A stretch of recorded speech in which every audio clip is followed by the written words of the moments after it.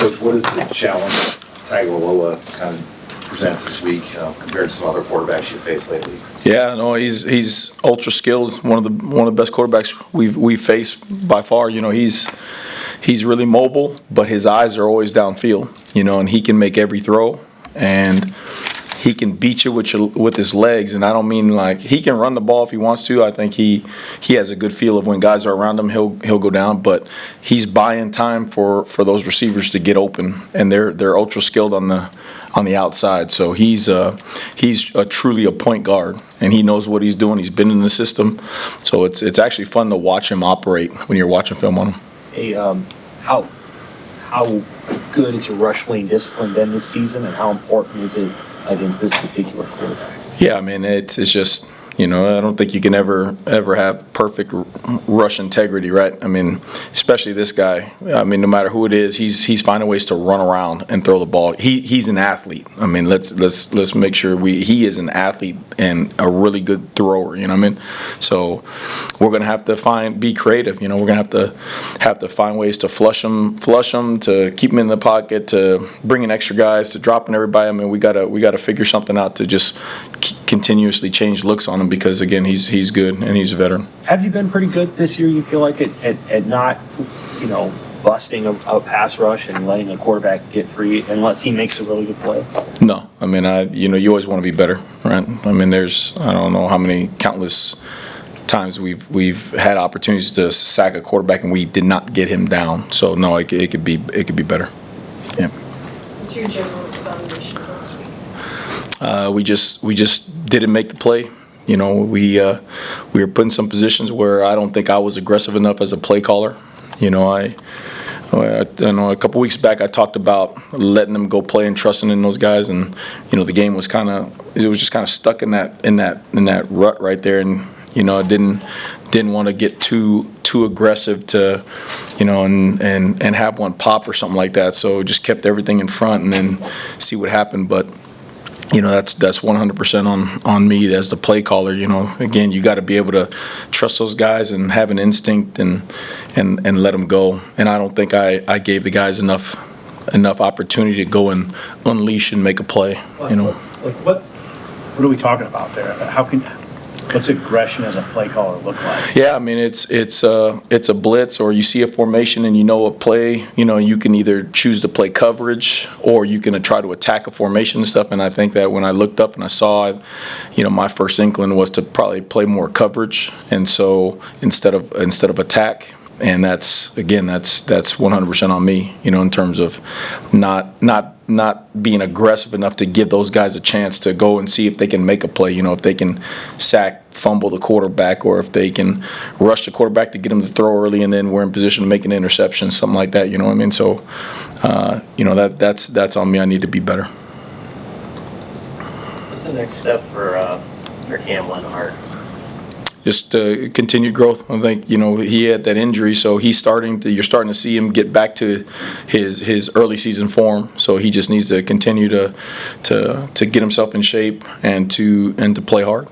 He's got great instincts. That's why he started. He's got great instincts, and then his effort that he plays with, I think, showed up this last game. I mean, he was double teamed on the one sack down there, and he finds a way to split it and then get a sack and back them up, so he just needs to keep on getting in shape and get his legs back underneath him and continue to produce. Is James Williams starting to do some other stuff besides just being a niche pass rush guy right now? Yeah, the more comfortable he's getting, the more he's going into the game. I mean, T-Knight did a nice job of getting him into some regular base D&D situations where he had to play the run and everything. Sometimes it's not fair that the guy's on the sideline and all of a sudden just third down, the down that all those D linemen and linebackers, they want to rush. Now he goes in the game and he's fresh, so he's doing a nice job of learning what to do in all the run game instances based down, so he can actually play in the game. You know what I mean? So credit to T-Knight and then James for putting himself in position. I think he got 12 to 15 plays in there where it was normally just third down. So why do you think you guys haven't taken the ball away as much as you'd like? It's an emphasis. It's crazy because I know defensive coaches across the country, they're always, there ain't one dude going into a room talking about, guys, we don't want to take the ball away, right? Every single defensive coach in that plays any kind of football talks about taking the ball away. Now, I remember my first year at Syracuse in 2020, I was terrible. Okay, I'll start that way. I was terrible, but we were like number one in the country in takeaways or something, top 3 in the country, right? And we didn't do anything right. We just didn't do anything right. But they seem to just come in waves, and I always go back to sometimes when you give them a chance to go make a play, they surprise you and they do. And that's why I'm putting it all on me in terms of those one or two chances I thought we could have been aggressive. That you look back at the tape and I'm like, I should have went after him here, and sure enough, we would have had a chance at least to get a field goal or hold them to a field goal or maybe possibly rush the passer a little bit better. Like, I didn't give those guys that chance, so I got to do better. Rule talked about yesterday, giving up too many explosive plays through the air. How, just you personally, how do you go about trying to fix that? Yeah, you always break it down to you can accept the ball beating you. If the guy ran the right route, the ball was in the 100% correct spot, and the defender's in the right spot, and they go up, and it's a sideline, tippy-toe, instant replay. You can live with that, man. That's ball. But when we bust assignments, or we don't know what to do, or our eyes are in the wrong spot, or we don't have the technique, that's bull crap. Let's get that straight. That's bull crap. And that starts with coaching in terms of being able to get those guys to say, hey, this is how we do it. And then if the guy's not going to do it, then he shouldn't be in the game, right? So that's the most disappointing part. Again, we give up some fade balls and cues in a great spot. Man, live with that, bro. That's playing ball. I ain't tripping. But we don't cover the damn tight end on 3rd and 3 on a defense that we've been playing all year. Because I didn't get the call. Again, you always look internally. Maybe I was in the wrong spot, so he couldn't see me, so he didn't get the call because I trust him to get the call and to line up and to D him up. And the very first 3rd down of the game, we cover that because the other side of the field was all covered. We cover the tight end. I don't know where he's going to throw the ball. So we're off the field. That's 3 points right there off the field.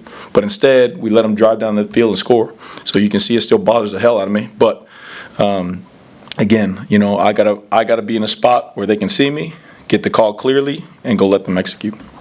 What is getting Marquise Buford back allow you to do with that rotation at safety and nickel, and how valuable is he to with his experience in the secondary? Yeah, it was fun to watch him play. Again, I said that.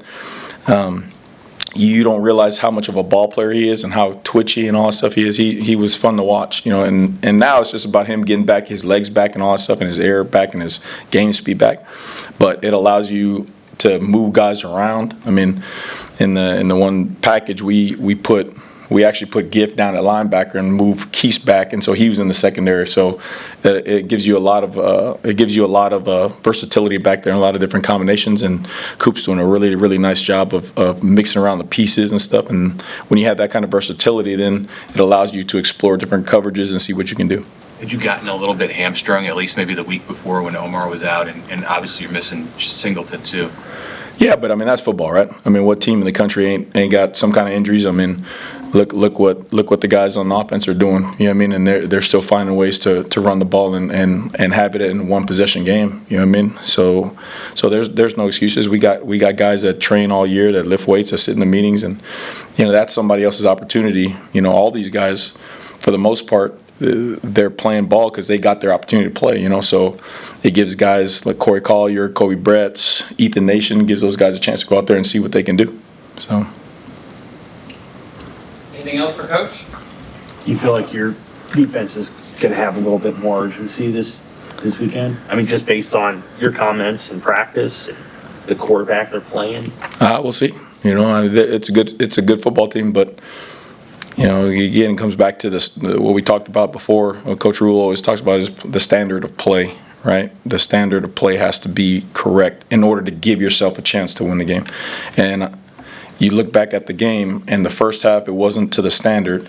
And then the good thing about the guys and the sideline and everything about an atmosphere like that was when we needed to the most, you saw the guys come out. I thought that's when they were the most alive and they were back to normal and playing to the standard. Those last 3, 4, 5 series-ish right in there about where it was like, hey, we have to stop them. We cannot give up points like that. And they went out there and played some ball, and you saw some guys actually running through guys and throwing guys down and fighting off the blocks better. So, this week we gotta make sure we know what to do so we feel comfortable and get them to that mindset to where they can just go attack. Okay, thanks, Coach. Thank you.